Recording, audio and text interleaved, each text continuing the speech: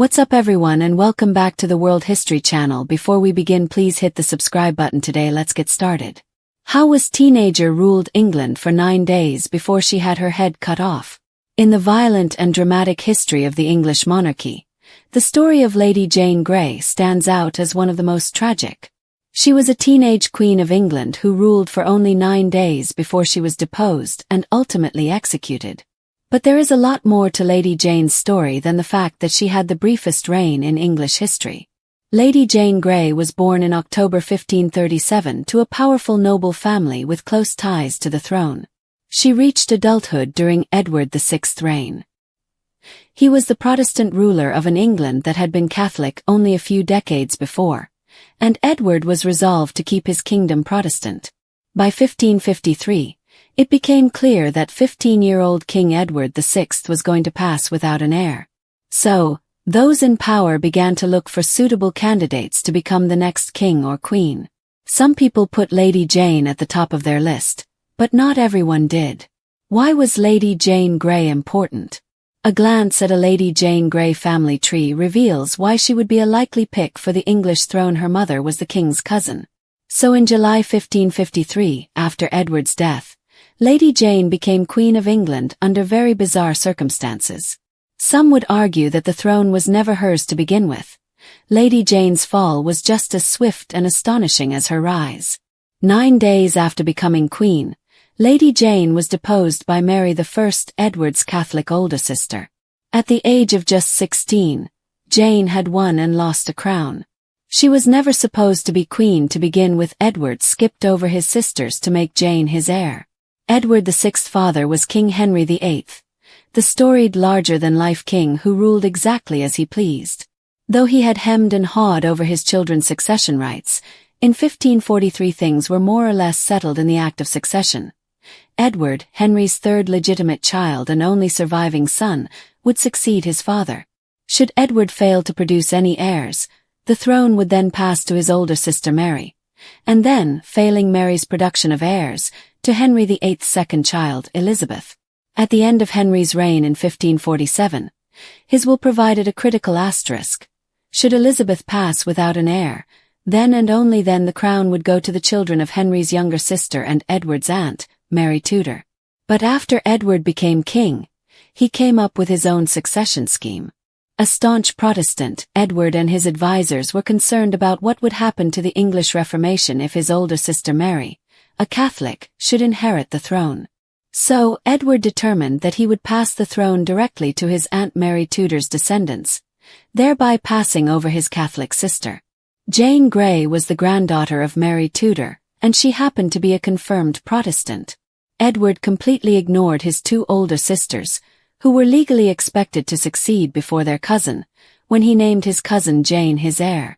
It was futile for Edward and his counselors to prevent his older sisters from legally inheriting the throne. Both Mary and Elizabeth eventually ruled in their own rights, and Jane was the first of 3 Tudor queens. Mary from 1553 until 1558, and then Elizabeth from 1558 until 1603.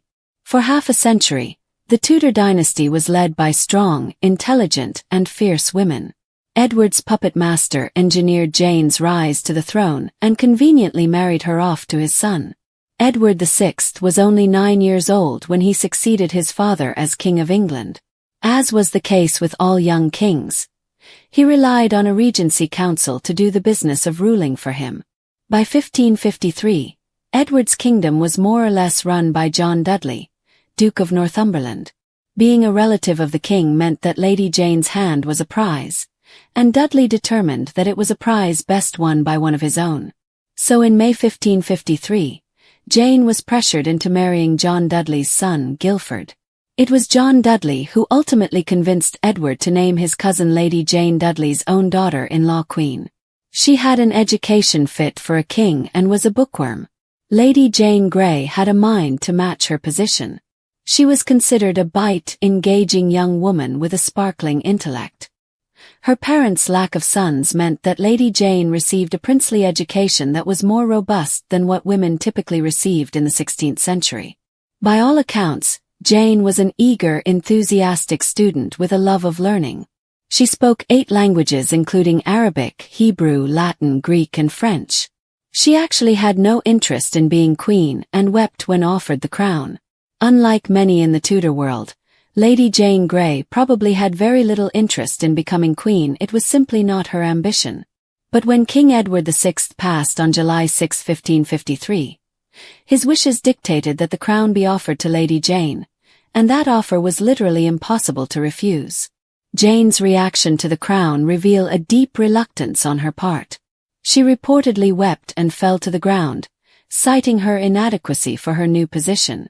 As Richard Cavendish noted for History Today, Jane accepted the crown with a codicil, "If what has been given to me is lawfully mine." She opposed her husband's attempts to be named king.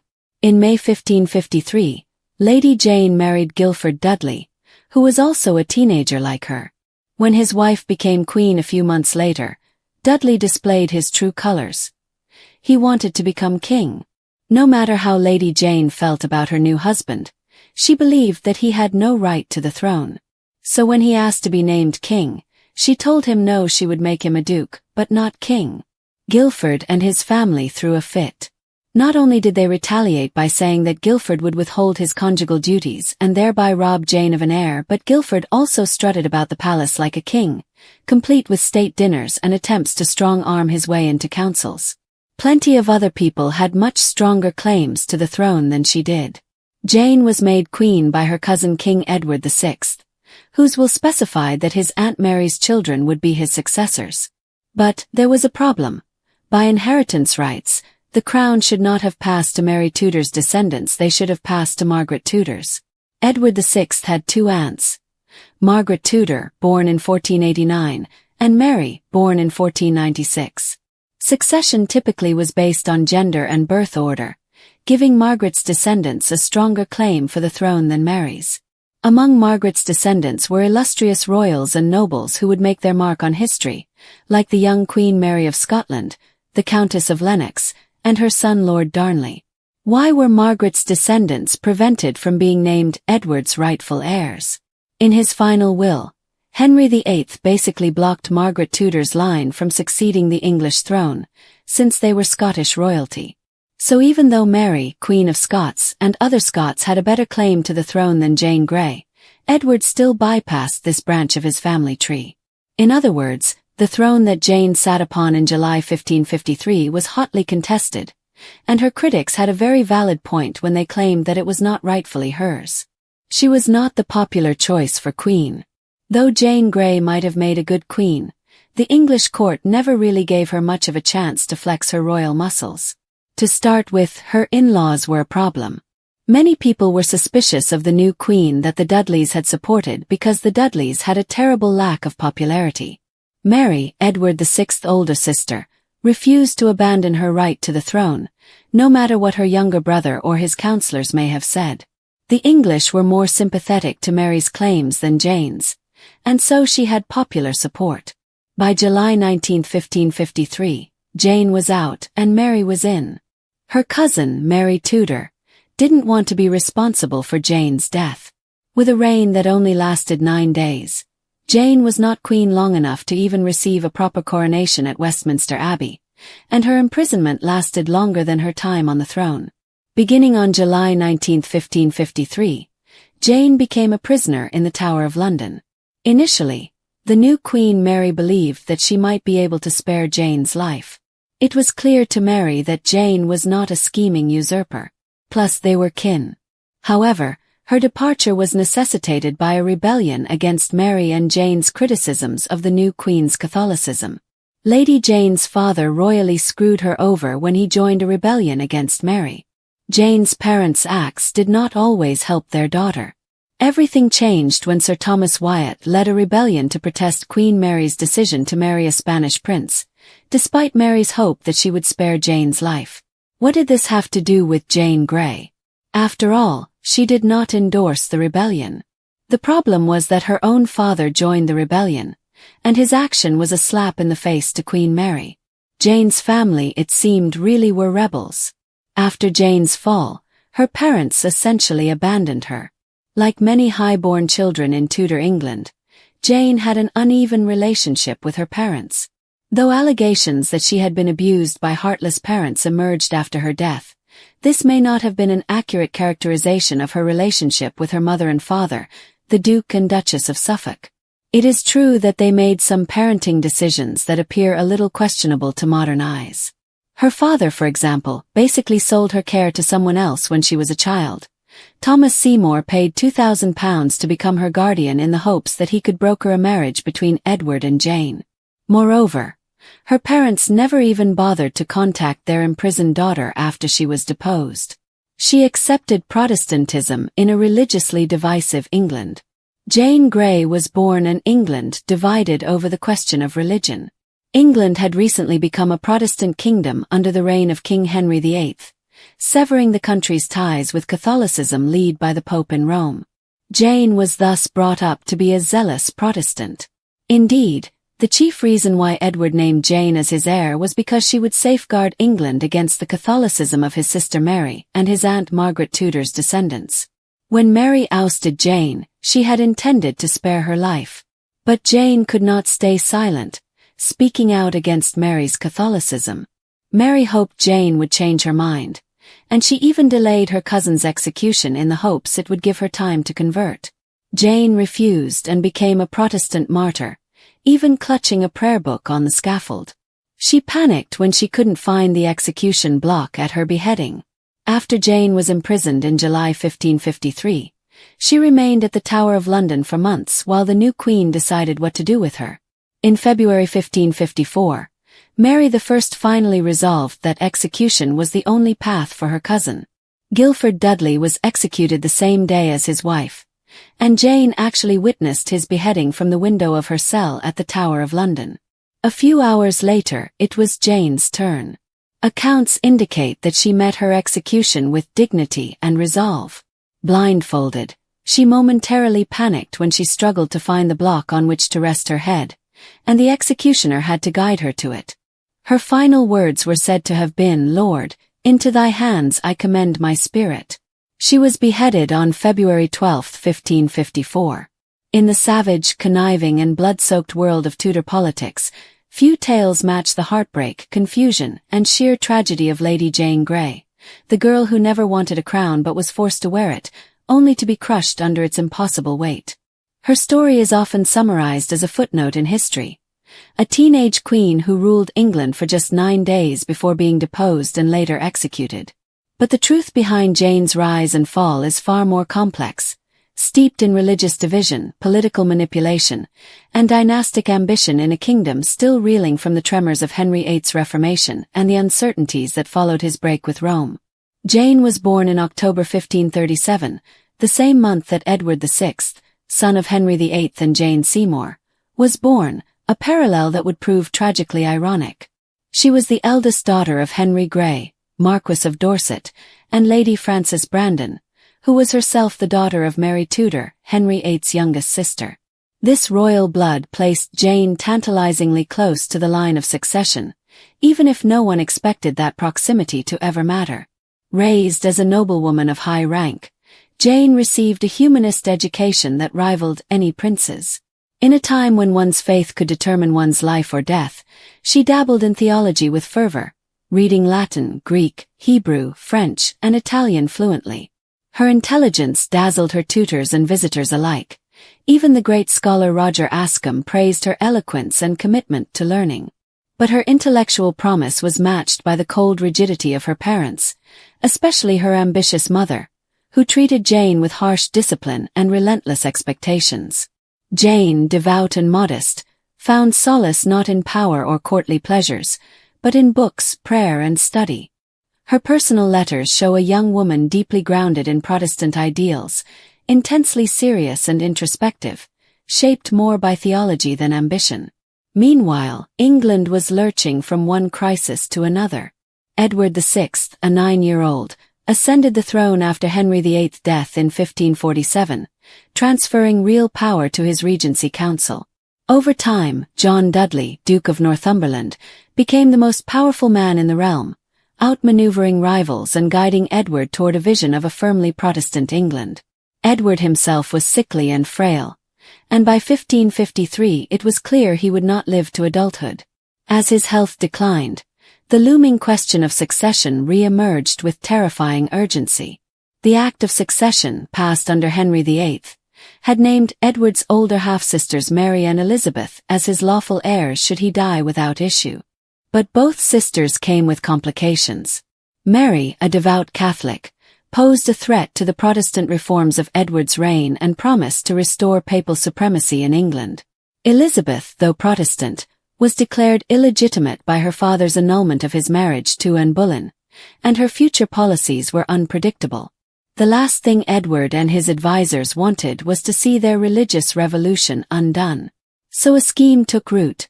Whether orchestrated solely by Edward or more heavily influenced by Northumberland remains debated, to bypass his sisters and name a Protestant heir in their place.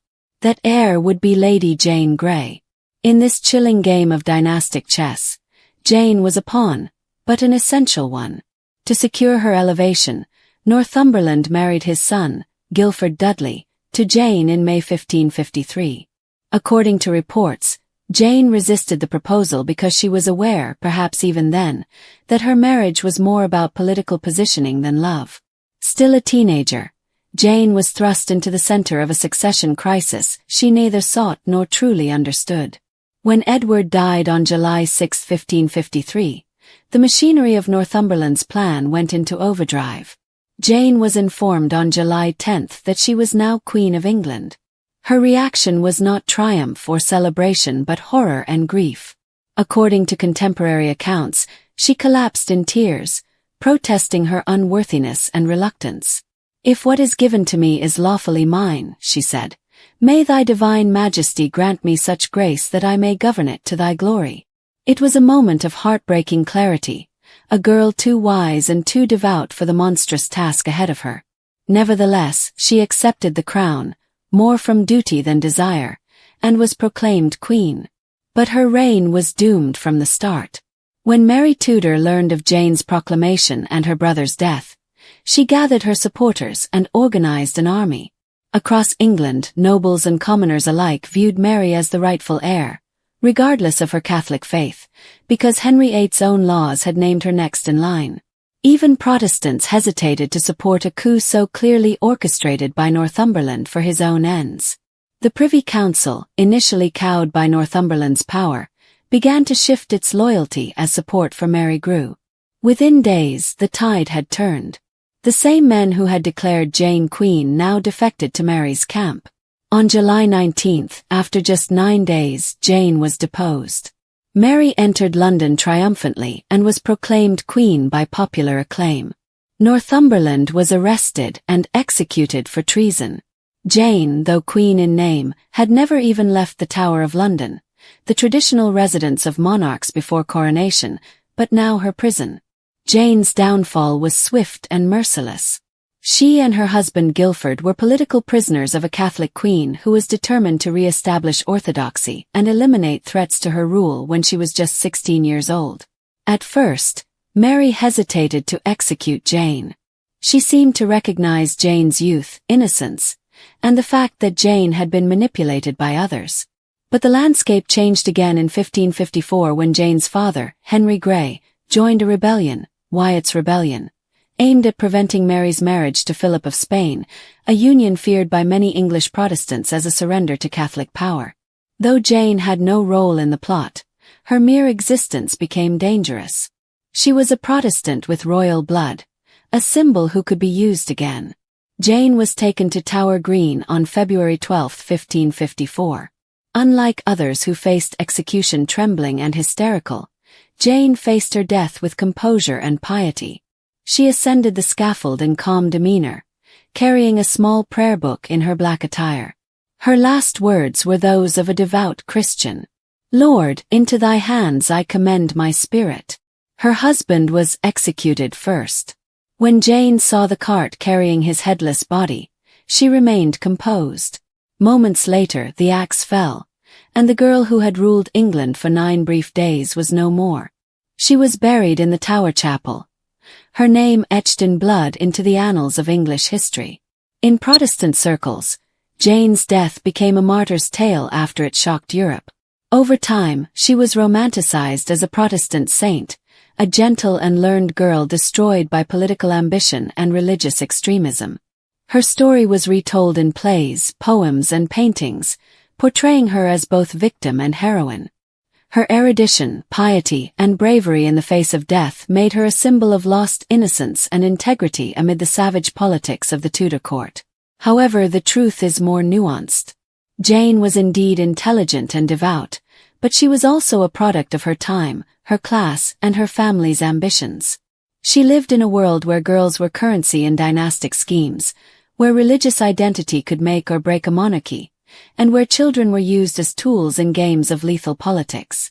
She did not select her crown, but when it was offered to her, she reluctantly accepted it. The Queen's deliberate act of protecting her fragile rule in a kingdom divided by faith and plagued by rebellion was more than just a tragic error. It was also a calculated act. In the end, Jane Grey's 9 days on the throne are less about power and more about powerlessness. A girl who knew better than anyone that the throne she sat upon was not truly hers and that wearing the crown might mean wearing the noose. She stands not just as the 9 days queen, but as a monument to the brutal intersection of youth, faith, and ambition. Her story is a haunting reminder that in the history of kings and queens, it is often the unwilling monarchs, the ones dragged to the throne against their will, who suffer the most.